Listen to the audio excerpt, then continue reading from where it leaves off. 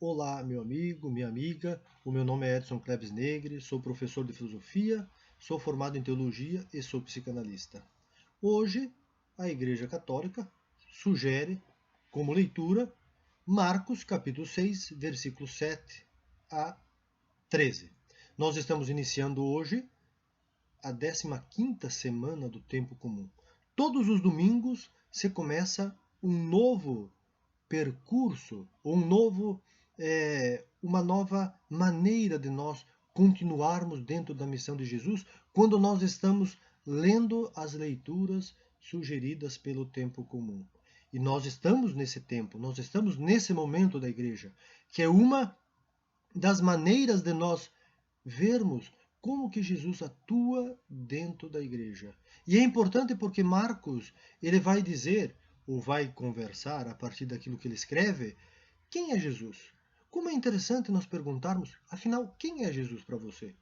O que ele faz? Por que é importante 2021 anos depois dele ter nascido, nós falarmos daquilo que ele viveu, aquilo que ele experimentou e aquilo que ele anunciou? Por que é tão importante hoje nós recuperarmos a sua história de vida para nós entendermos como que este ser humano ou esta pessoa se engajou na sua sociedade, na sua comunidade? Jesus também se engajou religiosamente, politicamente, economicamente, culturalmente. Temos que entender isso. Temos que superar aqueles preconceitos que muitas vezes nós utilizamos que não tem nada a ver com a vida de Jesus. Jesus é alguém que olhava a sua sociedade, o seu povo, com um olhar de misericórdia, com um olhar compassivo, mas também, quando precisava, com um olhar crítico, questionador. Jesus nunca aceitou que o seu povo fosse explorado de N maneiras. Ele era explorado internamente pelas lideranças, ele era explorado pelos romanos, então pelo poder externo, e Jesus não aceitava esse tipo de comportamento daqueles que usavam o povo para escravizar o povo. Jesus veio para libertar o povo. Jesus veio para fazer com que o povo seu que eu digo porque ele fazia parte do povo, de onde ele nasceu, pudesse enxergar, pudesse compreender que na verdade ele estava sendo explorado. E que já nesse contexto o seu povo estava sendo coisificado. Pensemos, meu amigo e minha amiga, como era difícil para o povo palestino do primeiro século, e depois também, em muitos outros séculos, isso se desenvolveu com outras religiões, mas aqui, no contexto da leitura, o povo era obrigado a levar sacrifício para o templo. Era obrigado a pagar impostos para as autoridades judaicas e pagar impostos também para o Império Romano. Aí hoje nós vemos a nossa realidade de Brasil e de mundo, hoje já há muito tempo também, como que nós ainda vivemos essas mesmas práticas. E o mais dolorido, talvez, é que nós nos dizemos cristãos e cristãs e ainda não percebemos que os sistemas que hoje controlam o povo são os mesmos sistemas lá do mundo bíblico. O mundo religioso, o mundo econômico, o mundo político e o mundo jurídico, talvez esse tripé, ainda controlam o povo de forma absurda e transformam o povo apenas numa condição subhumanas. Ou nós achamos que hoje não existem mais escravos e escravas da fé, da economia, da política, da cultura? É o que mais temos. Pessoas que são realmente devotas de sistemas corrompidos, completamente em crise. Se nós não estivéssemos em crise, a humanidade provavelmente ela estaria em outro patamar. Se nós não estivéssemos em crise, provavelmente a sociedade, o mundo, a humanidade, estaria vivendo num momento com menos mortes. A pandemia, na verdade, do coronavírus, Covid-19, nos velou, nos deixou nus diante da nossa própria humanidade, fragilidade. Pena que muitos de nós ainda não percebemos como que nós estamos suscetíveis nas mãos desses sistemas que manipulam, controlam e, por incrível que pareça, muitas vezes leva milhares e milhões de pessoas todo ano à morte.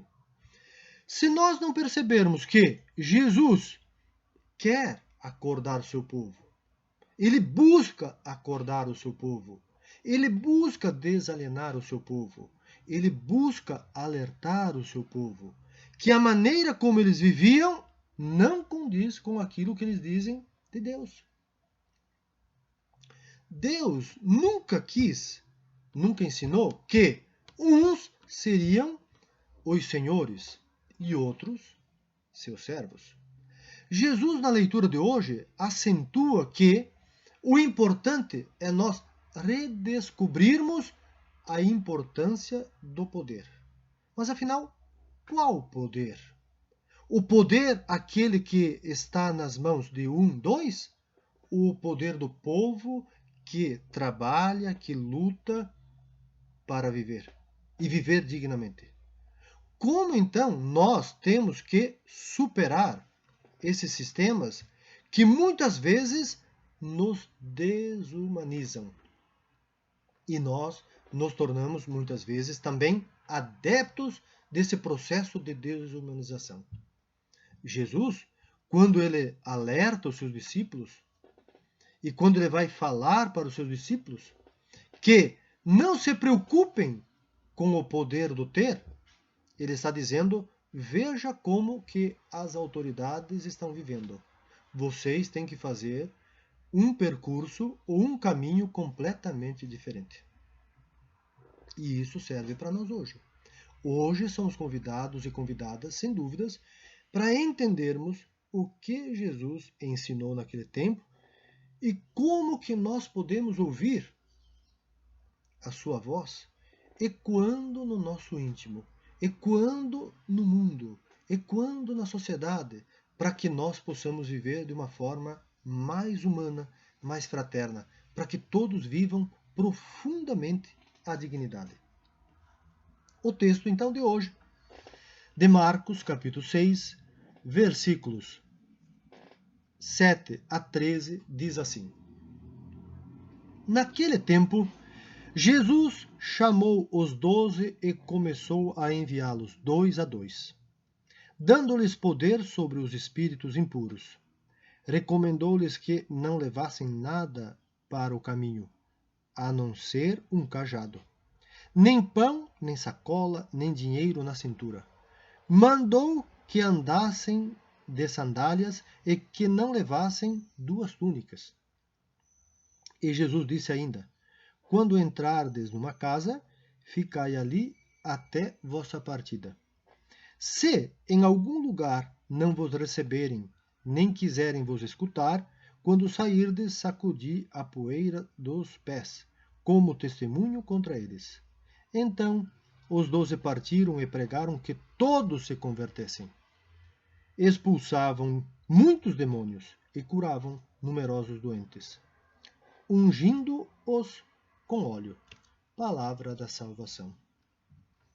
Meus amigos e amigas, é importante talvez que nós comecemos então, quando o evangelista nos apresenta naquele tempo, que nós podemos dizer nesse tempo, agora.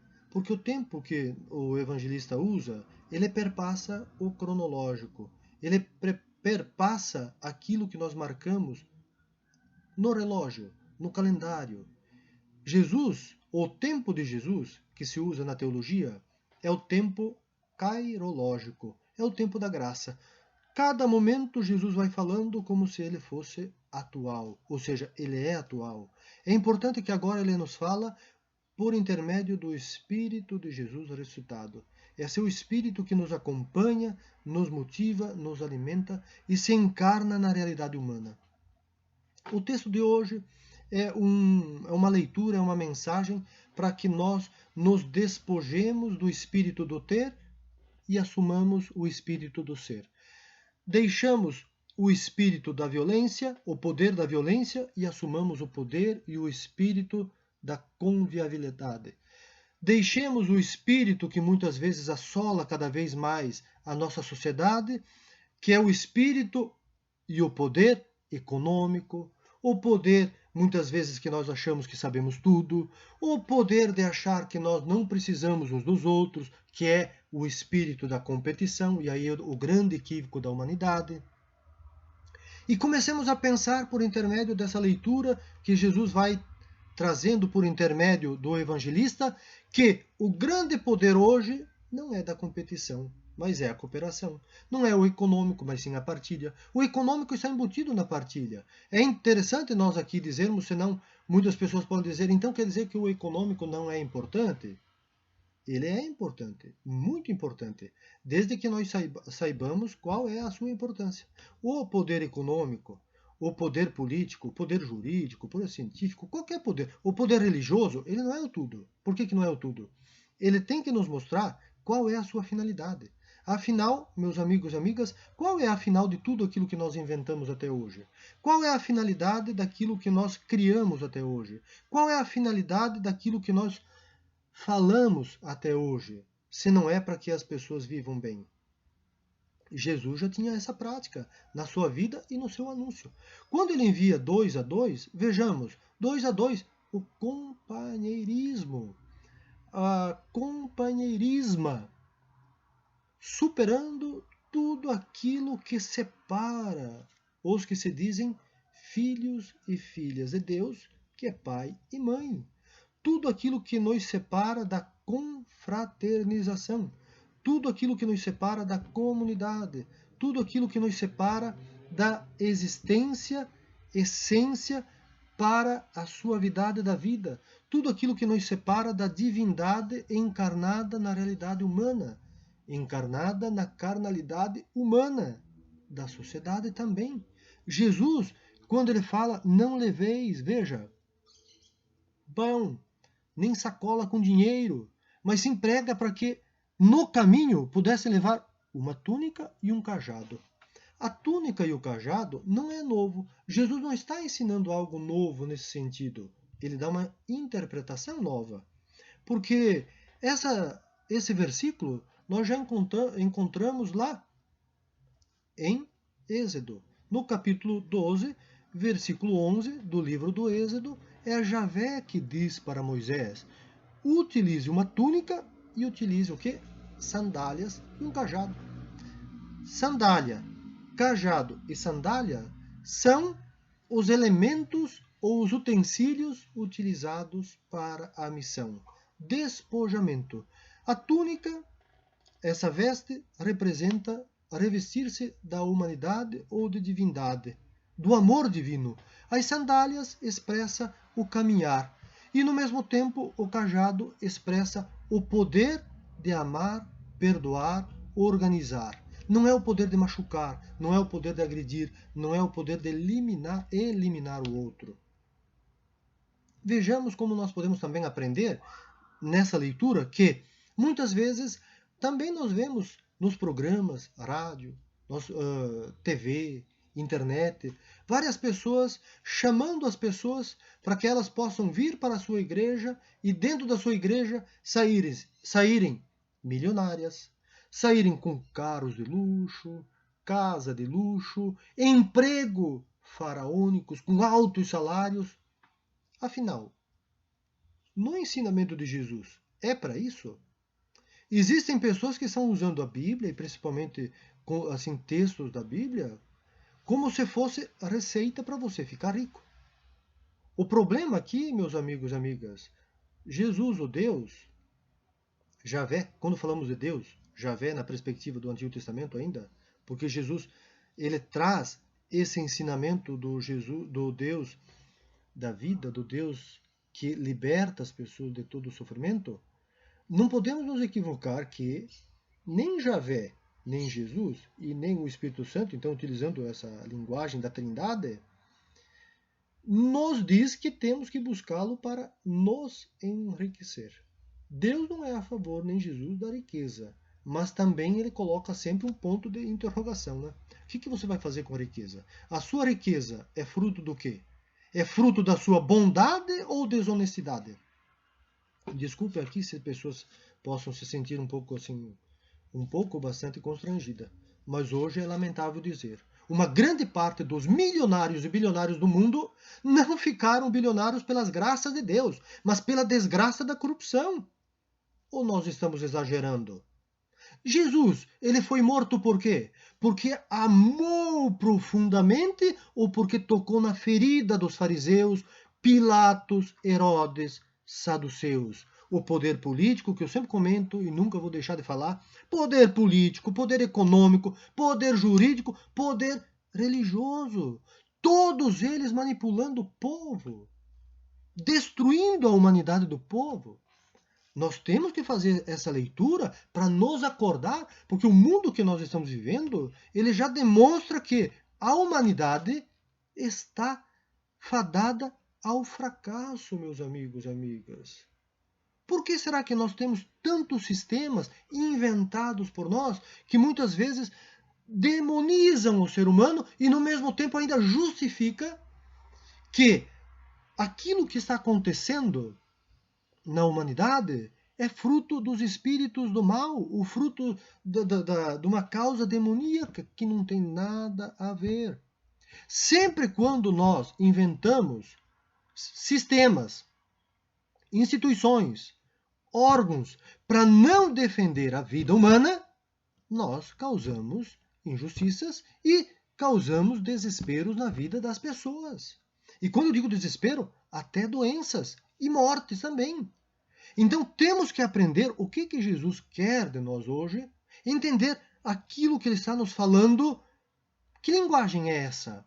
Como que eu posso entender a sua pequenez, grandeza, a sua grandeza, pequenez no nosso íntimo? Lembremos que um grande teólogo, biblista, sempre falava assim: um dia uma criança quis ser rei. Este rei quis ser Deus. Mas o próprio Deus se tornou criança. É para dizer que nós muitas vezes fazemos o inverso, nós dentro do cristianismo. Por que essa história tem tudo a ver com a própria história humana? Porque muitos, dentro do Império Romano, dentro da cultura judaica, dentro da Idade Média, dentro também da própria modernidade, quantos reis eram denominados ou tratados como divinos? Todos. Todos achavam que eles eram ungidos por Deus. E aí que está o grande fracasso humano. Quando eu exerço um poder político, econômico, jurídico, religioso, científico, intelectual, qualquer um, e achar que eu tenho poder máximo, eu sou o máximo, e dito para quem não sabe como viver, as minhas ordens, podemos ter certeza que aquela comunidade ou aquele povo vai entrar num processo de autodestruição.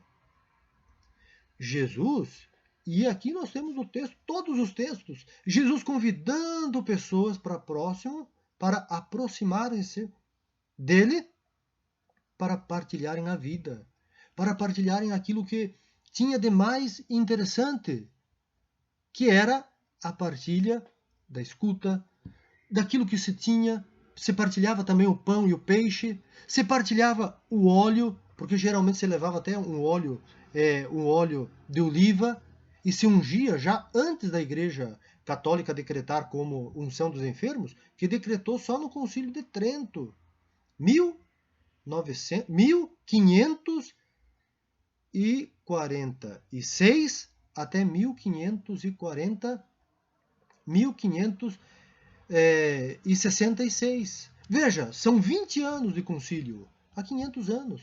A igreja viveu 1500 anos sem a unção dos enfermos. Mas ela já tinha uma prática, já tinha um cuidado pastoral também. Provavelmente era utilizado o óleo de outras maneiras, de outros jeitos. O importante aqui é que nós também nos tornemos este óleo capazes de ouvir, capazes de entender as pessoas que sofrem. Porque os espíritos do mal, os demônios, eles não são seres de outro mundo. São aquelas incompreensões, por incrível que pareça, que nós podemos ter diariamente. Quando nós somos intolerantes, porque o demônio em si mesmo, espíritos do mal, não existem. São partes da lenda, apenas lenda. Nós então temos que ser mais, podemos assim, utilizar mais a sabedoria e a inteligência do Divino Espírito Santo para entender que na linguagem de Jesus, que está dentro de uma linguagem do povo judeu daquela época, por isso que também até os evangelistas utilizam essa maneira de falar, de ensinar. Mas nós, sendo católicos e católicas, ou cristãos e cristãs, temos que entender que Jesus vem para aliviar tudo aquilo que provoca danos na nossa vida. Lembremos que se o demônio realmente existisse na vida das pessoas, então seria em vão nós rezarmos, nós ungirmos, nós abençoarmos, nós pedirmos para Deus, porque Deus nunca ganha do demônio. Então nós temos que entender que, sim, as nossas instituições, todas elas, têm que passar por um processo de reconstrução. Se nós não colocarmos no seio ou na essência, no núcleo de nossas instituições, a vida humana, nós estamos entrando num processo de autodestruição, né, meus amigos e amigas? Que Jesus nos ajude nesse dia a entender que todos os sistemas, então, todas as instituições, inclusive a religiosa, têm que ter como centro, não é o ouro, não é a prata, não é o diamante, não é as vestimentas, não é o luxo, não é a riqueza, não deve propagar e anunciar para os seus seguidores e seguidoras para que busquem a igreja ou a religião para ficarem ricos, para terem um salário com um salário alto, riquezas, bens. Provavelmente Jesus quer que nós tenhamos o suficiente para viver bem. Talvez, se nós começássemos a pensar a quantidade de pessoas que são sucedidas economicamente, mas que na vida pessoal não são, nós talvez mudaríamos essa nossa ânsia, essa nossa vontade do poder ter. O poder divino é sempre para a vida. Poder para viver, vontade para viver. E o poder é o poder do amor, do perdão, da compaixão, da partilha, da solidariedade, da convivialidade e também da hospitalidade que o texto fala. Se chegar em algum lugar, olha que interessante, esse chegar, a hospitalidade faz parte da vida, da cultura judaica. Bater os pés, tirar o pó, desde o Antigo Testamento já tinha essa prática. Quando eles passavam por lugares que, segundo o judaísmo da época, via como impuro, então eles batiam o pé, tiravam a poeira das sandálias, dos pés, da roupa, para dizer, eu não vou levar comigo a poeira desta região porque ela é impura. Então é uma prática do judaísmo antigo. Agora nós já estamos em outro momento, já estamos dentro de um contexto muito longe daquilo que se ensinava lá no Antigo Testamento. E hoje também nós estamos num momento em que temos que redescobrir a importância da casa, do despojamento, da partilha, da solidariedade, da escuta e, no mesmo tempo, para que isso aconteça, perceber que Jesus envia ou nos pede para que anunciemos 2 a 2. Anunciar 2 a 2 quer dizer vivam a comunidade, vivam a sociabilidade. É para que não vivamos de forma separada uns dos outros, mas sim assumamos a nossa fraternidade. E quando nós vamos vendo que, no final do texto, Jesus passa o poder para que eles possam, então, falar, anunciar, né, o Evangelho, e no mesmo tempo que as pessoas percebam que elas precisam dessa mudança. Nós todos precisamos, não é só as pessoas, nós precisamos dessa mudança. E aí acontece a conversão. Conversão que é uma mudança, sem dúvidas, geral de vida, né? Mudança de perspectiva, mudança de sentimento, de pensamento, de compreensão, de jeito de viver. E é assim que se expulsa, então, tudo aquilo que gera danos para a nossa vida. O texto fala de demônios. Mas quais são esses demônios? Provavelmente aquelas pessoas que não conseguiam, às vezes, ter uma decisão própria da vida, que não conseguiam viver sem o outro. Ainda bem que nós não conseguimos viver sem o outro, porque nós somos seres sociáveis, sociais, comunitários.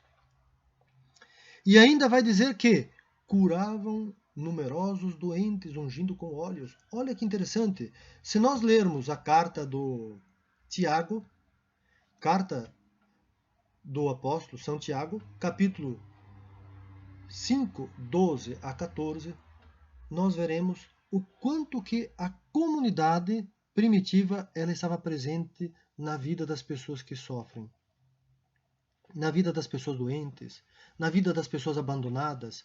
Veja então como nós podemos fazer essas comparações, essas conexões, esses comparativos, para nós vermos como que Jesus vivia, como que ele também vai no Antigo Testamento, como que depois os discípulos continuam com a prática de Jesus, como que hoje nós podemos fazer com que as nossas comunidades ou igrejas, independente de qual denominação for, como que nós podemos nos preocupar com a dor do outro.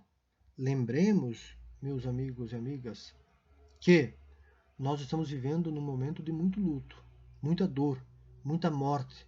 Como será depois que tudo isso passar?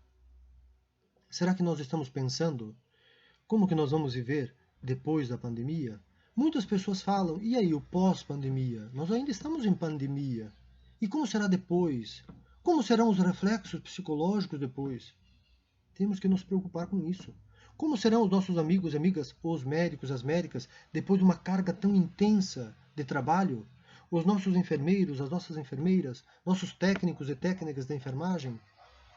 Enfim, todas as pessoas que trabalham nos hospitais, todas as pessoas que trabalham e se encarregam, então, de levar o corpo da pessoa até os cemitérios, temos que pensar tudo isso. Como nós todos que perdemos familiares, amigos, parentes, como que nós vamos agir e reagir depois disso? Será que nós estamos nos conscientizando e, no mesmo tempo, nos sensibilizando, melhor dizendo? Mais do que nos conscientizar, é sensibilizar. Aí sim, nos sensibilizar para poder nos conscientizar que todos nós somos mortais. Hoje se enterra uns, amanhã outros, e nesses outros eu estarei presente. Você estará presente. Nós estaremos presentes. Não podemos nunca, jamais perder esse vínculo que nós somos seres finitos. Parece que muitas pessoas perderam este olhar da sua finitude. E aí, é claro que é possível que nós vivamos dores tremendas, quando nós esquecermos que somos frágeis, somos débeis e precisamos uns dos outros. Que Jesus nos envie desde onde nós estamos. Enviar, o Papa Francisco, há alguns anos, colocou como a igreja em saída. Para onde nós vamos? Aonde nós estamos? Aonde nós queremos ir? O que nós queremos anunciar? A mensagem de Jesus, sem dúvidas, ela é uma mensagem humanizante. Mais do que evangelizar, utilizar a mensagem de Jesus para nos humanizar. Não é só humanizar para que as pessoas conheçam, como muitas vezes se faz, né? Eu faço missão para que as pessoas conheçam Jesus. Não. Temos que falar de Jesus para que possamos descobrir de novo a sua humanidade na nossa humanidade, para sermos mais humanos. Mais humanos. O missionário e a missionária leva sempre uma mensagem de humanidade, de fraternidade, de partilha, de luta pela justiça, para que todos vivam dignamente. Que todos e todas tenham o direito de dizer: eu sou filho de Deus, eu sou filha de Deus, e eu tenho também o direito da minha cidadania, de viver livremente na sociedade e ser acolhida pela sociedade. Porque a sociedade também tem que despertar para o amor, para a flexibilidade.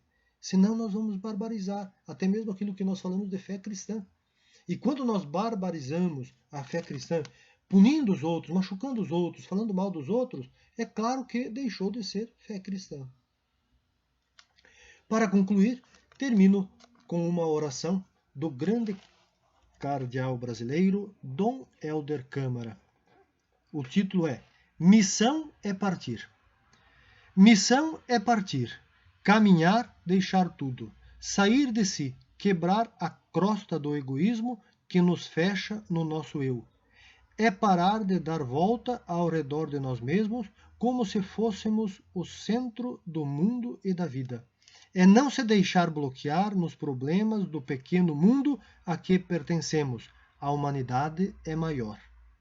Missão é partir, mas não demorar quilômetros. Mas não devorar quilômetros. É, sobretudo, abrir-se aos outros como irmãos e irmãs, descobri-los e encontrá-los. E se para encontrá-los e amá-los é preciso atravessar os mares e voar lá nos céus, então missão é partir até os confins do mundo. Onde houver ódio, que eu leve o amor. Onde houver trevas, que eu leve a luz. Onde houver desespero, que eu leve a esperança. Onde houver doença, que eu leve a cura. Lembremos, a cura do amor, a cura paliativa de entender o outro profundamente daquilo que ele está passando. A cura, ela tem N explicações. Uma delas também é o cuidado, é aquilo que você pode fazer pelo enfermo ou pela enferma. Que o Deus da vida nos abençoe e nos ajude, antes de tudo, viver e depois anunciar ou partilhar aquilo que nós aprendemos, a experiência que nós tivemos ou nós temos diariamente com Jesus. Que Ele nos abençoe e nos guie pelo caminho. Sejamos todos, então, cristãos e cristãs do amor, da Boa Nova. Deus abençoe e nos guie para o caminho da vida. Um grande abraço a todos e a todas.